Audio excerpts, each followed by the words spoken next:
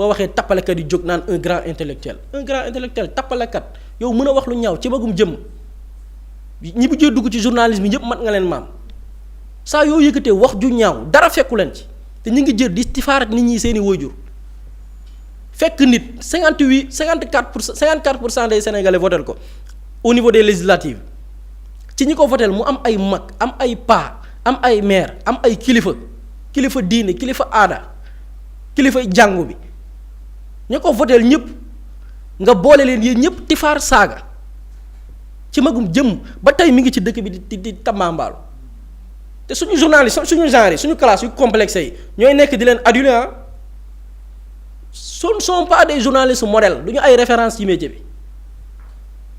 parce que mag boo demee ba nekkatoo référence yow mënoo wax bu rafet yow tu n'es pas une référence c'est des gens yam dañ leen waroon noppiloo gis nga Sénégal fii dañu waroon créer même des lois pour wax ma mag ñëpp de damay préciser souvent yenn mag ñi te bariwuñ ci dëkk bi mag ñi def safaan fii dëkk bi matuñu 2% ci mag ñi fi nekk mag ñu baax la ñu am mais mag yi nga xamante ñi dañ leen war a am na mag ñoom dañ leen war a yar pénc mi yar leen gis nga dañ naan gone bu yarawul ñu yar ko mais am na ci mag ñoo xam ni gis nga dañ leen war a yar mooy ce genre de vieux là nekk ci média yi di wax lu leen neex nekk seen page Facebook di saaga nit ñi wooy jur lu mu gën a ñaawee te xoolal doo ci dégg dara ñi ngi vaquer à leurs occupations peut-être tey suba boo saaganee def nañ ay émission toog di saaga ñu leen neex yaruwuñ dañ leen war a yar jubbanti leen yar amul mag amul xale donc c'est ça quoi. teggil ko natt bi moom Mor Mbaye Cissé ba mu delluwaat ci ak njabootam Pape Samba xam naa de bu dee dafa am loo ci bëgg a dolli. parce que Boury dafa laal cas bu ma intéressé ma naroon ci wax sax mooy le cas du vieux là xam nga bu ñuy wax ci justice bi c'est le genre de situation pareil c'est-à-dire que am na ñoo xamante ne ci presse bi mën nañoo wax lu leen neex c'est-à-dire que mën nañoo def lu leen neex mais dara du leen ci fekk. xaw Boury poste bi muy wax c'était suite ak yenn attaques yi gars yi doon def ci ministre des sports bi mu ne moom dafay défendre ministre des sports bi la femme là ne elle est belle dafa def nii dafa nangam sangam après ci biir poste boobu mu ne de quoi je me mêle la nouvelle ministre des sports bien née jeune belle épanouie décomplexée qui s'exprime avec aisance et en train de tuer à petit feu les nangamtaan du peuple des 54% je compatis. c'est-à-dire que li mu wax ci texte bii nii li mu wax nii li mu bind moom man sama yar ak sama teggin mayuma ma toogaan naan maa ngi koy répété te pourtant boo demee ci compte Facebook am mu ngi fa c'est-à-dire que dafa insulté en fait xam nga 54% yooyu noonu mais les 54% yi muy junj le président de la République ci la bokk parce que le président de la République 54% yi ko fal ci camp boobu la jóge le président de l'Assemblée nationale ci la bokk. ñi nga xamante ni ci parti politique boobu loolu ci lañ bokk ñi dem votel leen mu ñu nekk ay sénégalais ñoo xamante ne ñii am na ay kilifa diine ñii am na ay mag ñii am na ay ndaw ñoom ñëpp ci lañ bokk xam nga lii on est dans le cas spécifique d'injure publique ba tey jii les sénégalais en ont parlé pendant 72 heures amul dara lu ko ci fekk dara fekk ko ci dara et c'est le même journaliste moom moo toogoon tamit ba ñuy wax ci ay affaire de góor jigéen yeeg yooyu. mu ne nit ñi waruñ sax nekk di waxtaanee l'orientation sexuelle des gens lan moo ci seen yoon c'est le même moo tax keroog maa ngi fiy wax ne du question ñàkk teggin wala du question ñàkk yar mais dans ce pays-là il y a des prototypes de vieux ratés c'est-à-dire que il y a des prototypes aboutis de vieux ratés ce sont des vieux ratés ñoo xamante ne ils ont raté leur vie et ils veulent que la jeunesse bi fi nekk rate leur vie comme ñoom ni ñu ko defee moo tax yenn saa yi bu ñuy wax sax moom li muy wax nii c'est le fruit d'une frustration benn amertume bu ñuy dégager la boo xamante ne li leen di animer mooy pour ñoom bu ñu waxee lii rek dinañ dugal ci nit maanaam 54% yi dinañ leen def loo xamante ne day sabañ seen xol yi maanaam seen xol yi day métti ñoom intention boobu lañ ciy jëlee maanaam comme da ngeen di nekk di wax yéen xaaral leen rek dinaa leen wan maa leen gën a teng fuuf mais am na benn âge boo xam ne boo fa tolloo c'est-à-dire que tu dois te remettre en question man mii di wax tey jii man gëm naa ne moom moo mag sama pap c'est-à-dire que sama pap gëm naa ne kooku moom moo ko mag moom mat na ma maam mais tey jii bu toogee wax est-ce que dinañ ko naw moom man est-ce que aujourd'hui j'ai du respect pour lui je n'éprouve aucun respect pour lui aucun respect du ma ko éprouver pour moom parce que dafa am mag yu ñuy jox cër am mag yu ñu dul jox cër te loolu ça n'a absolument rien à voir avec des questions d'éducation ñun culturellement mag bu nekk da nga koy jox cër ci wàllum âge am man loolu tout le temps loolu laay répéter tout le temps mag bu nekk da nga koy jox cër ci wàllum âge am mais ci leneen loo xamante ne mu ngi koy def lu jëm ci espace public bi bu dee tegginewul da nga naan mag bii tegginewul bu dee mag bi dafa xamadi da nga naan mag bi dafa xamadi et lui c'est le prototype abouti d'un vieux raté et indiscipliné en même temps parce que ce n'est pas la première fois muy wax yu mel nii même boo koy seetaan même quand il parle avec une certaine arrogance désinvolture moo tax am na yenn yoo xamante ne nit boo ci nekkee yow yaa war a xoolaat sa bopp lenn nag moo am mooy li bëri di wax on a toujours été dans un pays boo xam ne dafa am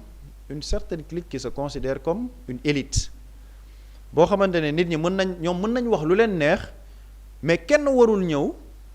tontu leen wala remettre leen à l'ordre par rapport ak kàddu yi ñuy yëkkati boo waxee ñu naan la non diw c'est un journaliste émérite c'est un professionnel xoolal contribution yi muy def tous ay diw du sa mborom sax yàlla bu ñu nekk ay mborom sax yàlla bu ñu nekk ay mborom boo waxee ñu ne la non diw fu muy xalaatee niveau bu mu nekk yow du sa mborom alhamdulilah bu dee loolu moom mooy niveau bi yàlla bu ma mboromantel niveau boobu man yàlla bu ma dem ba am ay atam ñu may jàll ci pénc mi naan ma mag bii dafa nekk di saaga man loolu yàlla bu mu am sama àddina loolu bu yàlla bu mu mës a am donc ñoom dañoo mësoon nekk ci benn confort boo xamante ne nit ñi duñ leen attaquer wala duñ leen remettre en question duñ leen critiquer ñu foog ne nag loolu ça va perdurer parce que ay mag lañ voilà mën nañu waxee ne am d'autres complexes qui sont dans la presse ñoo xamante ne ñoom it genre bii nii la ñuy sibooru bu ñu waxee ñu naan non xool ko il est intellectuel nangam sangam ba ci biir commentaire yi sax naan ko non doyen sa coup bi dal na affaire ñoom ñii la ñuy roy ñoom ñii la ñuy roy malheureusement pour eux il y a une nouvelle génération boo xamante ni ñoom gondi wuñ leen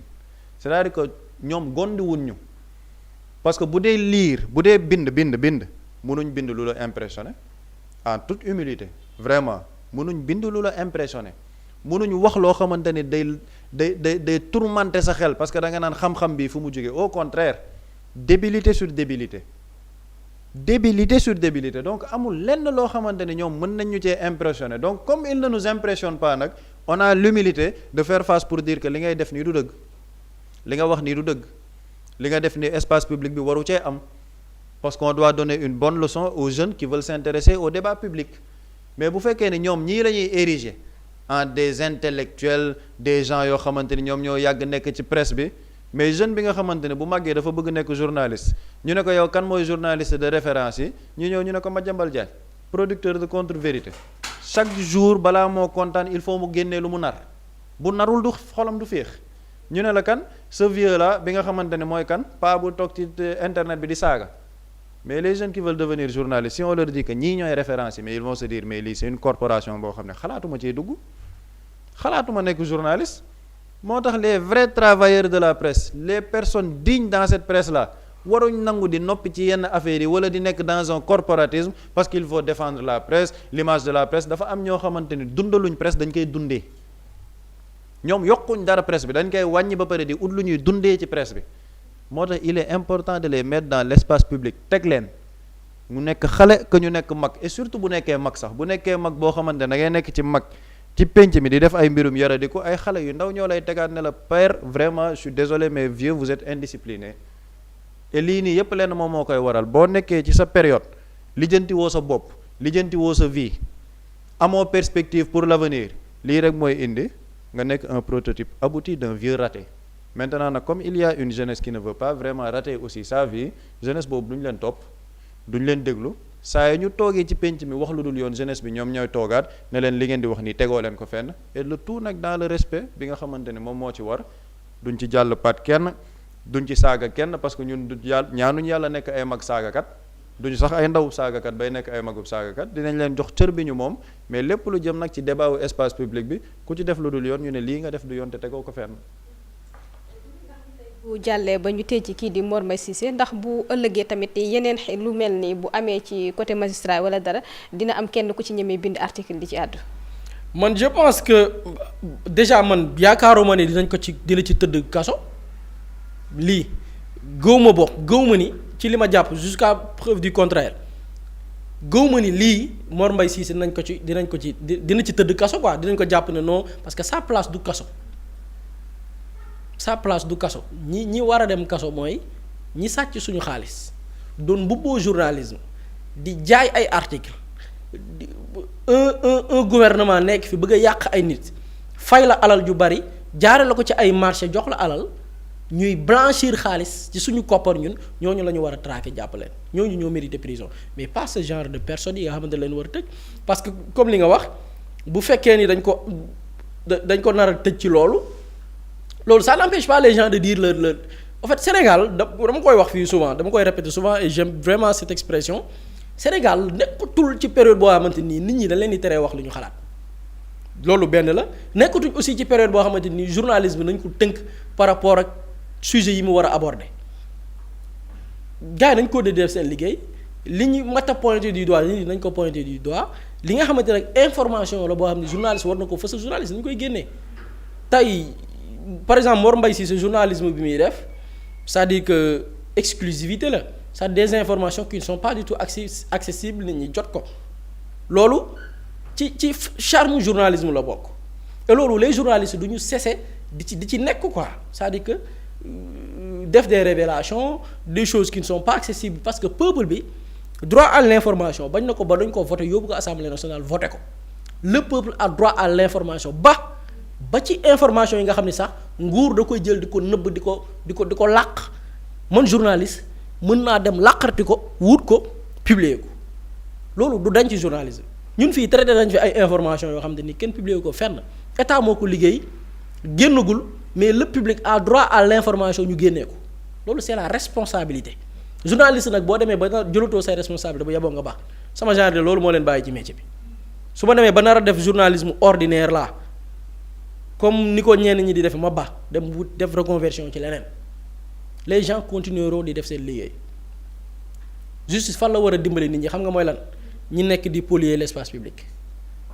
ñi nekk di diffuser de fausses nouvelles ñi investir ci média pour chantage ñi investir ci média pour yàq ay nit ñi investir ci média pour jël des personnes qui ne sont pas éligibles à la parole publique ñu jël leen ériger leen comme des chroniqueurs des gens yoo xamante nii boo xoolee imaginez Sénégal ngay gis koo xam ni dans d'autres pays par exemple je dis dans d'autres pays nit dafay juum en pleine émission ci ay kàddu yu mu yëkkati automatiquement ñu ne dañ ko censurer fii nit dafay ñëw falsifier diplôme ñu jël ko def ko modèle média la nit nekkoon ci yeneen secteurs yoo xam ni perversion la ñu jël ko def ko chroniqueur def ko modèle c'est ça le Sénégal justice yii la war a wax sii lañ war a at ñi nga xam ne nag nekk nañ ci yoon surtout mu nekk ay ndaw même bu juumoon sax moom la Pape Samba wax mais ñu gis ne dans la volonté c'était pas de nuire yàq taxu ko woon jóg kooku yoon da bañ na ko mais loolu mooy yoon gis nga yoon parfois dafay sukkandiku parfois sax ci passé wu nit ki pour accorder la clémence loolu dafa bokk ci gis nga loolu dafa bokk ci yoon di fonctionner yoon mooy jàpp nit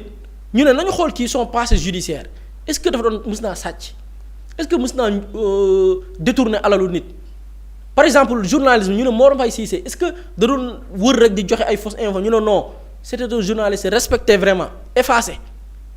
ñu ne non kii wax dëgg yàlla méritowul kaso wax dëgg yàlla kii nañ ko defal clémence bàyyi ko mu dem lii dafa bokk ci doxalinu yoon parce que xam nga lan moo tax ñi jug pour def lu baax da leen di jéem a préserver ñu jug nag pour nuire ñu mettre leen hors d'état de nuire donc loolu moo war a nekk doxalinu yoon et man je ne crois pas que lii nañ ko ci tëj quoi man gëwuma ko bokk man je crois pas du tout man li ma gëm mooy bu demee jàkkaaroog procureur bu demee jàkkaaroog juge dañ koy bàyyi mu ñibbi man de loolu laa gëm loolu laa jàpp buñ ko deful nag wala dafa am d'autres intentions leneen lu ci làqu pour man amul benn impact bu muy am ci journalistes yi bëgg a def seen liggéey parce que les gens dañuy continuer di def seen liggéey comme ni mu waree peuple bi dafa soxla information et Sénégal du dem de loolu du mës a am Sénégal du ñu mës a yegg période boo xamante ni comme dañuy bàyyi des médias ñuy def lu leen neex ñu bàyyi yenn médias ñoom rek ñoo am droit di manipuler ba pare ñeneen ñi nga xamante ni ñoom information l'intégrité de l'information moo leen tax a jóg ñu ne ñooñu dañ leen di anéantir loolu du musa am Sénégal forcément balance bi moom nii lay def day am ñuy manipuler am ñuy jéem a daj yi nga xamante ni moom la ñu nekkee di ko def suba ngoon guddeeg bëccëg loolu moom ala kulli haal nit mënu ci dara loolu dafay wëy di am Sénégal équilibre boobu noonu sax dañ ko soxla et je pense que ni nañ ko libérer ñun loolu la ñuy plaider parce que jàpp nañ ni dans sa volonté ou bien dans sa démarche l'idée c'était pas de faire du mal l'idée c'était pas ternir la réputation d'un magistrat au contraire bi enquête bi wëyee ba ñu gis ni magistrat bi kat yoonam nekku ca xëy na bu ñuy jàpp doomam la ñuy jàpp parce que jàpp nañ ni moo impliqué wu dafa def article ne le magistrat a été disculpé maanaam enquête ba teggi nañ ci magistrat ba yoonam nekku ca xëy na bu doomam defee leneen loolu responsabilité doomam la parce que doomam il est majeur kon kooku kay waxuma dara même bu fekkee ni maa ngi dégg magistrat dafa porter plainte magistrat bi sax pour man dafa war a retirer plainte am bu dee ni dafa defoon plainte pour diffusion de fausses nouvelles dafa war a retirer plainte am xam ni kat kii ndaw la boo xamante ni nii yàq taxu ko woon jóg def lu bon taxu ko woon jóg dan loolu laa jàpp. delluwaat ci ak njabootam Pape Samba xam naa dañuy jàll ci ñaareelu sujet bi àddu ci mission FMI. Mously Immo Sénégal moo ñëw taxawu leen indi ay saafara ci jafe-jafe yi ngeen di dund ci wàllum immobilier yow mi bëgg a jënd terrain yow mi bëgg a jënd kër wala tabax jokkool ak Mously Immo da nga am sa kër bëgg ku la ko terrasseel wala nga am sa tool bëgg ku la ko lotiseel defal la ko ay terrain Mously Immo daf leen koy jàppandil gunge leen ci anam gu mucc ayib ku am sa kër itam te nekkoo ci biir réew mi bëgg ku la ko toppatool gérer la ko Mously Immo moo ci gën a gaaw gën ci wóor yow mi bëgg a defaraat sa kër wala nga bëgg a toxu te bëgg ku la ko nettoyer ba sax nga bëgg a defar plan architecte plan béton armé wala nga soxla ay conseil ci wàllum immobilier contactel Mously Immo Sénégal ci 77 887 25 13 77 887 25 13 man ngeen itam abonné ci seen YouTube bi di Mously Immo Sénégal ngir yeneeni xibaar ak Mously Immo Sénégal jaaxle jeex na ci wàllum dëkkuwaay. Quand l'immobilier devient une évidence, contactez-nous.